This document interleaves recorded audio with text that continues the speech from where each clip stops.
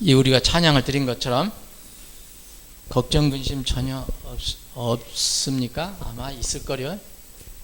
원래 이 가사는 아시겠지만 이게 그런 뜻이 아니고 주님께서 살아계시기 때문에 나의 모든 이 공포, 두려움은 이제 사라졌다, 그런 뜻입니다. 그래서 걱정 근심 사라졌네가 차라리 낫지 않겠나. 이게 우리 걱정 근심 전혀 없다고는 볼 수 없습니다. 근데 걱정 근심이 있지만 우리가 그리스도 안에 있으면, 우리가 하나님을 경외하면, 하나님을 두려워하면 다른 두려워할 게 없거든요. 그러니까 하나님을 두려워하지 않고 이 세상을 두려워하면 나중에 정말 하나님 앞에 설 때 참 생각을 한번 해보십시오. 근데 지금 우리가 걱정 근심이 삶 속에 전혀 없는 게 아니에요. 제가 보니까 여러분들 다 걱정 근심이 있어요. 저도 있어요. 그런데 그 걱정 근심이 나를 지배하지 못한다는 거예요. 그 두려움이 그리스도 안에서 다 사라졌다는 겁니다. 그런 찬양입니다. 여러분들 삶이 그렇게 되기를 바랍니다. 자, 오늘은 예레미야 애가를 보겠습니다. 예레미야 애가. 우리가 성경, 이제 구약 성경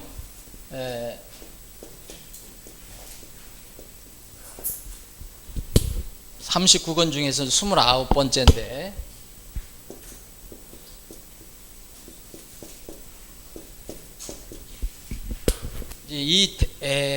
이런 비슷한 그 제목으로 쓰여지는 것이 또 이제 솔로몬의 아가 있죠. 아가는 아름다운 노래. 이거는 슬픈 노래라는 뜻입니다. 원래 이제 이 애가라는 말 단어, 그 제목은 그냥 애가인데 우리 말로는 여기다가 예레미야를 앞에 더 붙인 거죠.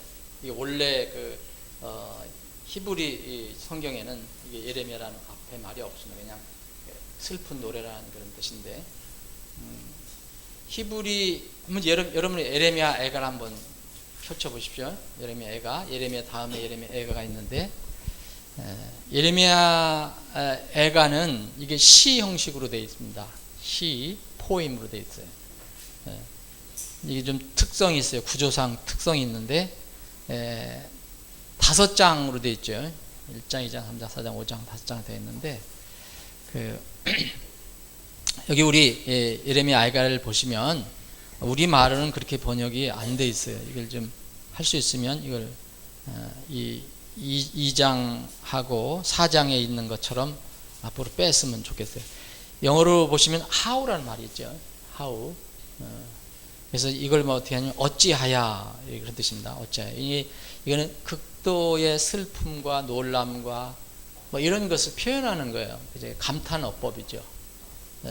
근데 좋은 걸 얘기하는 게 아니고 마음에서 우러나오는 그 슬픔 때문에 어찌할 수 없다, 어찌하여, 그런 뜻으로 이 히브리어 책 이름은 바로 처음에 말씀드린 것처럼 그 첫 단어 내지는 구가 그 성경의 원래 이름입니다. 그래서 만약 히브리 성경으로 얘기한다면 이것은 어찌하여예요. how. 저희가 책 이름이. 그래서 1장, 2장, 4장의 단어 첫머리가 영어로 보시면 how라고 되어 있어요. 어찌하여. 이게 이제 히브리 말로는 에이카 혹은 에카라고 해서 여기에서 이제 예레미야 애가라는 말이 나왔습니다. 이걸 이제 그리스 말로 번역할 때는 프레노이, 그래서 슬픈 노래다, 이렇게 번역을 한 거죠. 슬픈 노래. 그래서 이제 영어로는 로멘테이션을 했어요. 탄식하는 그 비탄에 잠겨서 이렇게 부르는 노래, 이게 시. 그래서 우리는 여기다가 이제 예레미야가 이걸 기록했기 때문에 예레미야가 지은 애가다. 그래서 예레미야 애가라고 이렇게 부르는 것입니다. 그 1장, 2장, 3장, 4장, 5장, 여러분들 이제 조금 이따 살펴보겠지만 이제 특성이 있어요. 이게 딱 5장으로 되어 있는데 왜 시인가? 자, 이 기록자는 말씀드린 대로 예레미야가 쓴 겁니다. 이제 예레미야 썼는데 바로 언제 썼느냐면 이제 이미 BC 586년에 남유다의 왕국이 멸망당하잖아요. 바빌론에 의해서 이 예루살렘이 완전히 멸망당합니다. 성전이 불타고 남은 사람들 다 포로로 잡혀가요. 끌려가요. 그래서 바로 그 직전에 예레미야가 기록한 것입니다. 수신자는 물론 여기 멸망한 예루살렘 거주민들을 얘기하는 거죠. 남유다 사람들 얘기하는 거예요. 근데 여전히 여러분들과 저에게도 지금 오늘 수신자가 될 수 있다는 거예요. 이 슬픈 시를 읽을 때 우리가 수신자가 되어야 되는 거예요. 로마서 15장 4절에 보면 무엇이든지 전에 기록된 것은 그렇죠. 그러니까 신약성경 로마서가 기록되기 전에 있었던 것 모든 걸 얘기하는 거죠. 대부분 이건 구약을 얘기하는 거죠. 무엇이든지 전에 기록된 것은 우리의 배움을 위하여 기록되었다. 그래서 로마 교회 성도들에게도 이 예레미야가 큰 교훈으로 기록이 됐고, 또 지금 21세기를 살아가는 여러분들과 저도 이 말씀이 우리에게 큰 교훈으로 기록되었습니다. 그래서 왜 이 교훈으로 기록됐느냐, 왜 배움을 위해서 기록되느냐, 이것은 우리가 성경 기록들이 주는 인내와 우유를 통해 소망을 가지게 해야 됩니다. 예레미야가는 슬픈 노래지만 여러분 이 뒤에 부분에 보면 또 소망이 나옵니다. 소망. 그래서 성경은 우리에게 늘 성경을 읽으면 힘이 많이 생기죠. 자, 목적, 왜 이 슬픈 노래를 시로다 써서 성경을 우리에게 주셨을까? 하나님의 징벌에 의해서, 하나님의 심판에 의해서 이스라엘 백성이 멸망하죠. 근데 이 굉장히 절망적인 이런 상황 속에서도 하나님께서 이 백성들을 이렇게 긍휼히 여겨 주시고 하나님과 교제할 수 있는 기회를 열어 주신단 말이죠. 그래서 그런 어떤 길을 열어 주시는 것, 그런 걸 보여주시는 그런 목적이 있다고 봅니다. 교제할 수 있는 방법은 어떤 방법이 있을까? 어떤 방법이, 지금 멸망당하고 포로로 잡혀가고 절망적인 상태에 있을 때 어떻게 하나님과 교제할 수 있는가? 하나님은 완전하시고 거룩하신 분이기 때문에 하나님을 탓할 수는 없는 거죠. 항상 문제는 나에게 있는 거죠. 하나님과 나 사이에는 항상 나에게 문제가 있는 거예요. 여러분들 둘 사이에, 이렇게 사람들 사이에는 쌍방간에 문제가 있을 수 있어요. 쌍방간에 사람들 사이에는 100% 한쪽이 완전히 잘못하고 100% 한쪽이 완전히 잘하고 이런 건 거의 없다고 보면 됩니다. 사람과 사람 사이는 아무리 이 어려운 그런 상황이라도, 아주 정말 무제한 상황이라도 사람이기 때문에 두 사람 사이에는 뭔가는 이렇게 관계가 있습니다. 그런데 사람과 하나님 사이는 하나님에게는 전혀 우리가 하나님을 탓할 수 있는 게 없어요. 다 우리 탓입니다. 우리가 문제고. 그래서 문제가 있을 때는 항상 나를 돌아보는 게 필요하다는 거죠. 자신을 돌아보고 회개하고 하면 하나님을 만나서 교제할 수 있는 길이 열린다는 거예요. 주제는 목적과 비슷하지만 이제 이 슬픈 노래이기 때문에 하나님께서 징벌하시고 불순종하고 정말 목이 꼿꼿해서 이렇게 고통을 이제 백성이 나라를 잃어버리고 슬픈 그 상황에 빠지지만, 그럼에도 불구하고 하나님께서 그 택하신 백성을 향해서 이 긍휼히 여기시는 마음을 가지고 있다. 이게 예레미야가 썼지만 예레미야는 어떤 마음을 가졌냐? 하나님의 마음을 대변하고 있죠, 지금. 그래서 이 이스라엘에 대한 하나님의 그 슬픈 마음, 그리고 여전히 사랑하는 마음이 여기에 담겨 있습니다. 그래서 제일 중요한 단어는, 이 예레미야에서 제일 중요한 단어는 how입니다. 아까 말씀드린 어찌하여. 어찌하여. 그래서 1장, 2장, 4장의 이 how로 시작이 되죠. 자, 1장 1절 보면 여기는 사람이 가득하던 도시가 어찌하여 이렇게 되어 있는데, 이걸 어찌하여를 앞에로 빼면 이게 시적으로 더 의미가 있을 것 같습니다. 그래서 어찌하여 사람이 가득하던 도시가 외로이 앉았는가? 또 그녀가 어찌하여보다도 어찌하여 그녀가 과부같이 되었는가? 민족들 가운데서 큰 자로 지내며, 또 어찌하여 지방들 가운데서 공주로 지내던 그녀가 속국이 되었는가? 이게 그 예레미야 애가에는 1장 1절이 어떤 그 내용을 암시하고 우리 교훈을 그런 주는 절이라고 볼 수 있습니다. 아까 말씀드린 대로 하나님의 긍휼은 끊임이 없어요. 그래서 그 이스라엘 백성을 향해서 징계는 하셨지만 이스라엘 백성 완전히 소멸시키지는 않는다 그랬죠. 그래서 이 3장 22절 23절 보면 주의 긍휼로 말미암아 우리가 소멸되지 아니하였나니 그분의 불쌍히 여기심은 끝이 없도다. 그것들이 아침마다 새로우니 주의 신실하심은 크신나이다. 오늘 아침에 여러분들이 일어나셨을 때 주님께 기도하고 이렇게 묵상을 하거나 이렇게 주일을 준비할 때 오늘도 내가 이런 건강한 몸으로 또 새 아침 새로운 은혜 속에 살아가게 하시니 감사하다. 그러니까 하나님에 대한 이 구원받은 사람은 하나님의 은혜를 생각하면 이런 매 아침마다 새롭게 이렇게 주님과 이렇게 교제를 할 수 있습니다. 그래서 주의 그 신실하신 우리를 향한 신실한 사랑에 대해서 늘 감사할 수 있죠. 자, 3장 40절 41절은 또 중요한 그런 내용을 나중에 이제 한번 이게 살펴볼 거지만 한번 읽어보겠습니다. 우리가 우리의 길들을 살피고 시험하여 주께로 다시 돌아가자. 우리가 우리의 마음과 손을 다 같이 하늘들에 계신 하나님께 들어 올리자. 그래서 우리가 우리의 길들을 살피고 시험하여 그랬어요. 영어로는 살피는 것을 search라고 그랬어요. 막 이렇게 사사시 살펴보는 거예요. 그러니까 탐구하는 거예요. 요한복음 5장 39절에 보면 거기에도 search라는 말 썼거든요. 그게 뭐냐면 성경 기록을 탐구하라는 거예요. 그냥 적당히 보지 말고 막 서치라이트를 비추는 것처럼 그렇게 탐구를 해보라는 거예요.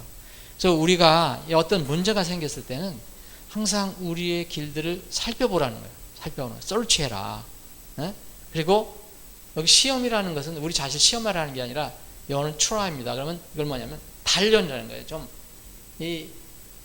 단련시켜봐라. 그래서 주께로 돌아가자. 이런 얘기를 했습니다. 우리가 우리의 길들을 살피고 시험하여 주께로 돌아가자. 이건 우리가 스스로 먼저 하나님과의 관계에서 우리가 먼저 자신을 살피고 시험한 뒤에 주께로 돌아가 보자라는 그 제안을 하는 거거든요. 만약 이 제안이 우리에게 받아들여지지 않는다면 하나님께서 앞으로 하실 일이 있어요. 세상 사람들도 마찬가지예요. 우리 그리스도인들도 거듭난 후에 이런 삶을 살지 않으면 우리가 늘 우리의 길들을 살피고 이건 뭐 하는 겁니까? 돌아보고 또 잘못된 거 있으면 교정하고 하나님께 다시 돌아가고 하는 이런 일들, 살피고 시험하는 일. 이건 그 이스라엘 백성에게 스스로 얘기하는 거 아니에요. 예레미야가. 만약 우리가 먼저 살피고 시험해서 주께로 돌아가지 않으면 나중에 어떻게 되느냐? 마지막 심판 때는 하나님께서 우리를 살피시네요. 살피시고 사사시 뒤져보시고 그리고 트라이 해보시고 시험해 보시고 그 열매에 따라서 그 결과에 따라서 그대로 갚아주신다고 그랬어요. 그러니까 제일 지혜로운 게 뭐냐면 우리 자신을 살펴보는 게 중요해요. 날마다 우리 자신을 살펴보고 주님과 올바른 관계를 맺고 만약 이거에 등한한 사람은 이제 그리스도인은 그리스도의 심판석에서 이 주님으로부터 이런 우리를 살핌을 당할 것이고 또 시험을 당할 것이고 사사시 뒤져보셔서 평가하신다는 거예요. 거듭나지 않은 사람은 뭐 말할 것도 없죠. 모든 속속든 모든 죄 이런 것들이 다 하나님께서 다 드러내 줄 거예요. 예레미야 11장 9절 10절에 보면 주님께서 우리의 마음이 얼마나 그 마음은 모든 것보다 극도로 사악하다 그랬어요. 마음은 모든 것보다 거짓되고 극도로 사악하다. 그러니까 이거를 그냥 놔두면 안 된다는 거죠. 누가 그것을 알 수 있으리요? 자, 이제 여기까지 이제 하나님께서 말씀하시고 여기 예레미야가 얘기한 것처럼 우리가 우리의 길들을 살피고 시험해서 주께 돌아가자. 만약 이렇게 하지 않으면 자, 주님께서 어떻게 하신다면 나 주는 마음을 살피며 그랬어요. 이거 똑같은 단어를 쓰고 있어요. 여기서 search라는 거 똑같아.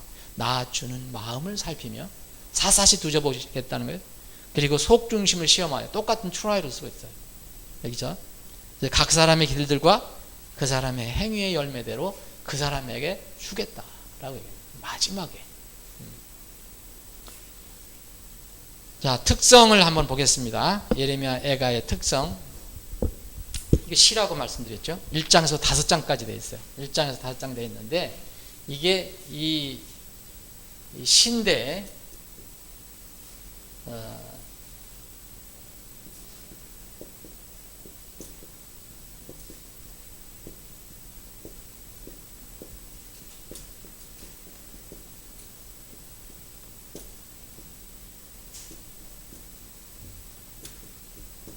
이게 좀 어려운 말인데요. 뭐 다른 말이 없어요. 이 무슨 시냐면은 그 영어로는 아크로스틱 그래서 이합체시라고 그래요. 이합체시. 그러니까 서로 다른 것이 하나가 된 그런 시다 그런 뜻이에요. 이합체시인데 자 어떻게 되어 있느냐면 이합체시라는 그런 그 형식이 시편 119편하고 바로 이 애가입니다. 애가. 그런데 이건 이제 구약은 히브리 말로 쓰였잖아요. 히브리 말. 시편 119편을 여러분 보시면 한번 그 예레미야가 애가 접어놓으시고 한번 시편 119편 한번 보실래요?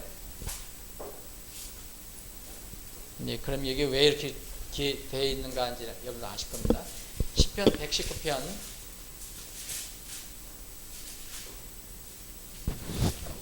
시편 119편은 176절까지 되어 있어요. 이러면 다 정확히 모르셔도 돼요. 그러나 이제 기왕 우리가 공부하는 거니까 구약 개론으로 공부하는 거니까 자, 왜 예레미야 애가는 이렇게 구성이 되어 있을까? 이제 예레미야 애가하고 시편 119편은 이 형식으로는 같은 형식이에요. 이 합체식, 에크로스틱 그래요. 자, 이 시편 119편을 보면 처음에 알레프라는 말이 나오죠. 이게 이제 알레프라고 되어 있는 것은 히브리어는 철자가 알파벳이 22자예요. 22자. 22자. 그래서 이 합체식이라는 뭐냐면 히브리어 이 22자 처음에 이제 알레프로 나오죠. 알레프 영어로 A로 표시한다면 마지막은 T 타우 그래요. 알레프에서 타우까지 22자인데 이 22자 앞머리 그 단어를 이 시편 119편은 그것을 시작을 해서 이렇게 그 문장이 구성이 됐다는 거죠. 여기도 애가도 마찬가지예요. 애가도 제일 앞에 부분이 바로 히브리어의 알레프로부터 시작돼요. 그 다음에 베타, 이렇게 해서 쭉 이렇게 그거를 순서대로 쓰는 거예요. 자, 여기 그 시편 119편 보면 알레프 그랬죠. 그리고 두 번째 달랑이 보면 9절부터 베트 그랬죠. 영어는 베트. 그 다음에 기멜 이렇게 돼 있죠. 근데 여러분들 잘 보시면 몇 절씩 나눠져 있습니까?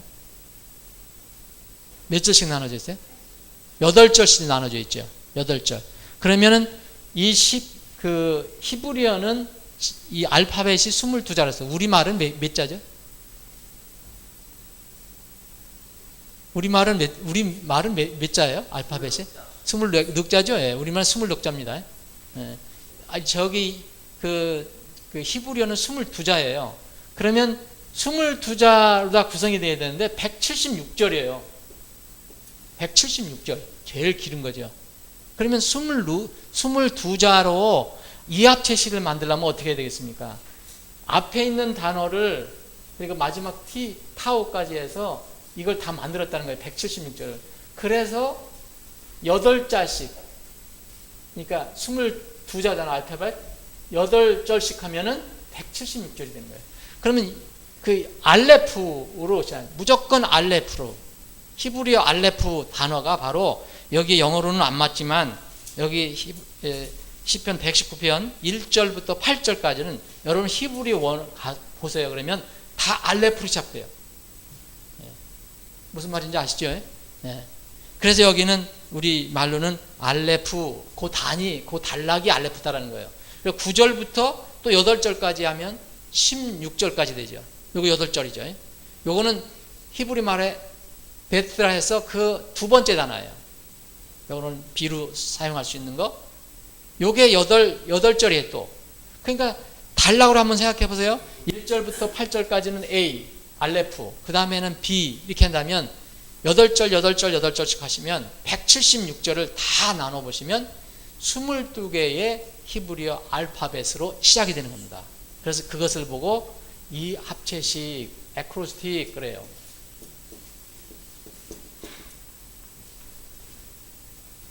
그래서 여기 히브리어에서 보면 이게 무슨 알레프, 베트, 기멜, 달레트 이게 왜 이렇게 되냐. 그 바로 그런 뜻으로 마지막에 119편 그 169절부터 176절 보면 이게 타우, 여긴 탑으로 되어 있는데 원래 타우 마지막 T 여기서 이제 저기가 나온 거예요. 십자가. 이까지 된 거예요. 이걸 보고 이제 이 합체시다. 그러면 이제 다시 그 예레미야를 한번 가보겠습니다. 예레미야 애가 제가 알고 있기로는 이 시편 119편하고 예레미야 애가가 유합체시로 구성이 되어 있어요. 그럼 예레미야가 여기에 그 영어로는 how로 시작이 되어 있는데 1장은 여러분 몇 절로 되어 있는 보세요. 1장 22절로 되어 있죠. 그럼 1절은 그 히브리어로 보면 알레프로 시작이 되는 거예요. 1절은. 예? 22절이니까. 그럼 2절은 그 순서대로 베스로 시작되는 거예요. 아까 110편, 119편에 있는 순서대로 있는 그런 거예요. 여기는 한 절씩 되는 거예요. 22절이니까. 이걸 맞춘 거예요. 2장 몇 절입니까? 22절이죠. 이것도 마찬가지예요. 3장은 몇 절이에요? 3장 66절이에요. 그러면 이것도 이 합체시거든요. 그럼 몇 절씩 나눠야 돼요?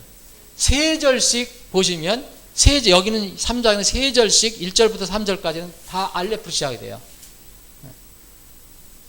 이게 바로 이 합체시. 4장도 22절, 5장도 22절로 되어 있어요. 단 5장은 순서대로 되어 있지 않아요.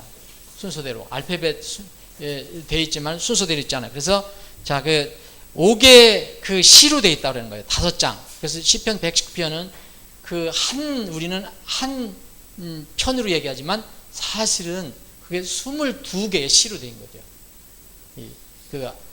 히브리어 철자 한 단어로 알레프로 한 시, 그 다음에 한 시 이렇게. 그래서 5개 시로 되어 있어. 5장으로 나눠져 있는데 이제 1장, 2장, 4장 그리고 3장은 다 히브리어 알파벳 순서로 되어 있어요. 근데 왜 3장은 뒤로 밀었냐? 3장은 66절로 되어 있기 때문에 한 철자가 알파벳이 처음 3절씩 되죠. 3절, 그 다음 3절, 그래서 1절부터 3절까지, 4절부터 6절까지 이렇게. 이걸 보고 이제 이 합체시라고 그렇게 부릅니다. 5장은 22절이지만 알파벳 순서로는 되어 있지 않다고 되어 있습니다. 이런 걸 보고 이제 이 합체시라고 되어 있습니다. 이건 시 형식으로 되어 있는 겁니다. 그러니까 이걸 시 형식으로 번역을 하고 그렇게 느끼고 그렇게 읽고 해야지 이게 무슨 산문 읽듯이 무슨 논문 읽듯이 하면 안 된다는 이거는. 그래서 그런 형식으로 구성이 되었다는 것을 이해하시면 도움이 될 것입니다. 특성 두 번째로는 책 이름과 같이 이렇게 슬픈 노래예요. 슬픈 노래로 구성이 되어 있잖아요. 아까 우리가 읽어본 것처럼. 근데 반드시 모두 슬픈 것은 아니다. 슬픔 속에서 소망의 노래가 있다는 거예요. 슬픔 속에 소망의 노래. 이스라엘 백성이 엄청난 죄를 지었어요. 하나님을 대적하고. 그래서 그 이스라엘의 죄에 대한 이 예레미야의 슬픈 마음을 이렇게 기록을 했는데 예레미야는 여전히 하나님의 그 슬픈 노래 가운데 하나님의 은혜를 바라봤습니다. 그 은혜의 빛이 있다고 기록을 하고 있습니다. 사실 슬픔이 반드시 나쁜 것만은 아니에요. 우리가 절망하고 고통스럽고 이럴 때가 반드시 나쁜 것만 아니죠. 그게 오히려 이제까지 문제점을 다 해소하고 해결하고 새롭게 출발할 수 있는 그런 기회가 될 수도 있습니다. 우리 복음도 마찬가지예요. 복음도. 성경은 분명히 그걸 얘기해서 복음은 자기 자신이 슬픔을 못 느끼면 자기 자신에 대해서 늘 소망을, 나 자신에 대해서 늘 희망을 가지고 있으면 절대 복음 못 받거든요. 복음이라는 게 이렇게 돼 있거든요. 나 자신에 대해서 뭔가 좀 이 절망적이고 또 아주 극도로 절망을 하지 않는다 해도 뭔가 의구심이 있고 뭔가 자신이 없고, 이럴 때 이제 복음이 이제 들어오기 시작하잖아요. 회개라는 것은 뭘 얘기하냐? 복음은 회개가 없으면 절대 복음이 될 수가 없거든요. 어떤 사람들은 머리로다가 그냥 지식적으로 많이 알고 있지만 절대 이 가슴에 회개가 없으면 그 사람은 나중에 생명 얻은 사람으로 드러나지 않을 겁니다. 그런 사람들이 많아요. 자기 자신에 대해서 무슨 소망이 있고 가능성이 있다고 생각하는 사람들은 복음을 이야기해도 그것은 진정한 복음이 되잖아요.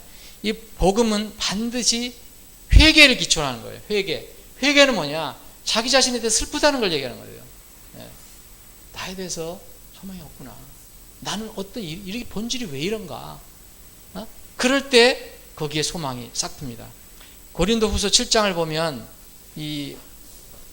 이런 지금 예레미야 애가에서 우리가 공부할 수 있는 그것들을 여기서도 얻을 수가 있습니다. 찾을 수가 있습니다. 고린도후서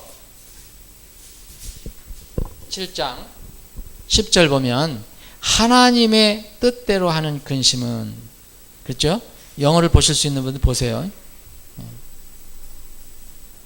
하나님의 뜻대로 하는 근심은, 하나님의 뜻대로 하는 근심을 영어로는 뭐라고 했습니까? Godly sorrow라고 했어요. 이걸 직역을 한다면 경건한 슬픔이에요. 경건한 슬픔. 자, 내가 뭘 잊어버리고 뭐 속상하다, 뭐 잘못됐다, 이런 그런 거, 뭐 내가 주식값이 떨어졌다, 뭐 집을 잘못 샀다, 이런 슬픔이 아니고 하나님과 관련된 슬픔이라는 거죠. Godly sorrow. 하나님과 관련된 경건한 슬픔. 이 경건한 슬픔은, 여기 근심으로 번역하는데, 슬픔은 회개를 한다는 거죠. 회개는 자기 자신을 바라볼 때 나타나잖아요. 이루어 다시 돌이킬 수 없는 구원에 이르게 하거니와. 이 얼마나 멋있는 말씀입니까? 절대 한번 구원받으면 다시 받을 필요 없거든요. 다시 돌이킬 필요가 없어요. 하거니와, 이거 대비되는 거죠. 세상의 근심은, 영어를 보시면 알겠지만 이것은 세상의 슬픔이에요. 여러분 세상에 살아갈 때 이것 때문에 슬프고 저것 때문에 슬프고 이런 나와 상관없이 무슨 잃어버리고 이런 것 있잖아요. 근데 내 본성이라든지 내 죄 문제라든지 나의 불이라든지 이런 거 하나님과의 관계에서 그런 슬픔 말고, 이런 것은 아까 얘기한 하나님과의 관계에서 갖는 슬픔이에요. 이건 진정한 회개를 이루게 하죠. 그러니까 다시는 이렇게 한번 회개를 해서 주님을 만나게 되면 정말 구원은 잊어버리지 않거든요. 정말 돌이킬 수 없어요. 그런데 세상의 근심, 세상 사람도 많이 슬퍼하고 때로는 세상 사람들 후회도 하고 막 그러잖아요. 하나님과 관련되지 않는 슬픔, 그런 근심, 이런 건 뭡니까? 아무리 해봐도 아무 소용 없다네. 사망을 이룹니다. 사망을 이룹니다. 그래서 이 예레미야가는 반드시 슬픈 것만은 아니다. 회개를 기초로 한 소망은 우리에게 참 좋은 것이다.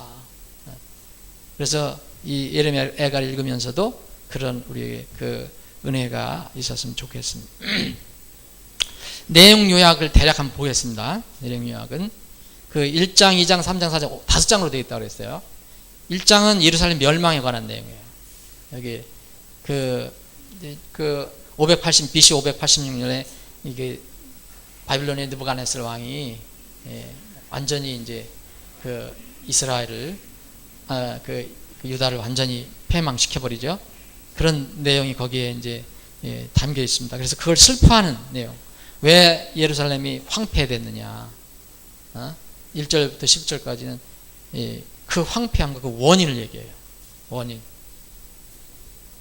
2장은 하나님의 분노가 표출됐고 그 결과로 이렇게 됐다는 것이 이제 기록이 되어 있고요.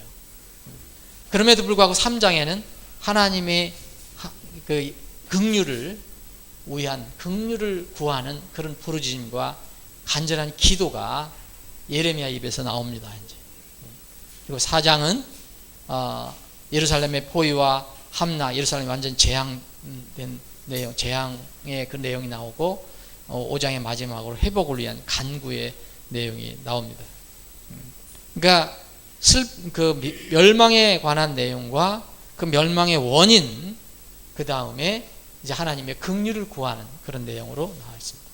예레미야에서 짧은 장이지만 여러분들이 예수 그리스도를 찾을 수 있다고 그랬잖아요. 전에 기록된 거, 그러니까 모세와 시편 기자와 다른 대언자들이 이 기록 다 나에 대해서 기록했느니라 그랬잖아요. 그러면 여기 예레미야 대언자도 이 예레미야를 통해서 분명히 예수 그리스도의 어떤 모습을 기록했을 거예요. 그럼 예레미야에서 예수님은 어떤 모습을 찾을 수 있습니까?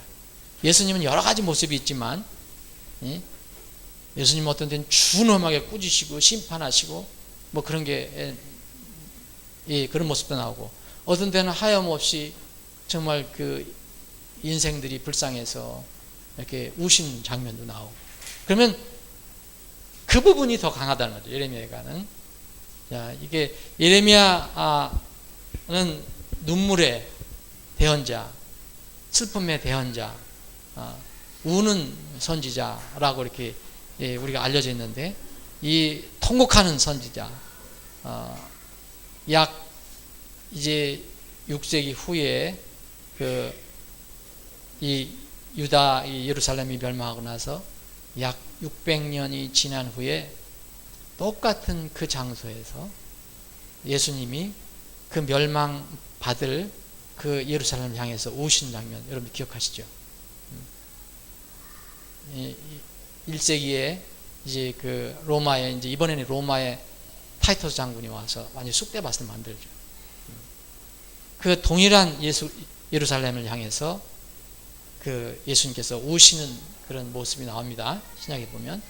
그래서 여기 예레미야 애가에도 이렇게 슬픈 내용들이 많이 나와 있는데, 예수님께서도 멸망받을 그 예루살렘을 향해서 내려다보시면 우신 장면이 나오고, 또 이 죽은 나사로, 썩은 냄새가 나는 나사로 그 무덤 앞에서 우시는 거고, 또 겟세마네 동산에서 우신 이런 내용이 나옵니다. 그래서 바로 이 모습이 예레미야의 그 슬퍼하며 우는 이런 모습이 바로 인류를 향해서 우신 그런 예수님의 그리스도의 예형이라고 볼 수 있습니다. 오늘은 여기까지 하겠습니다. 다음 영혼의 양식.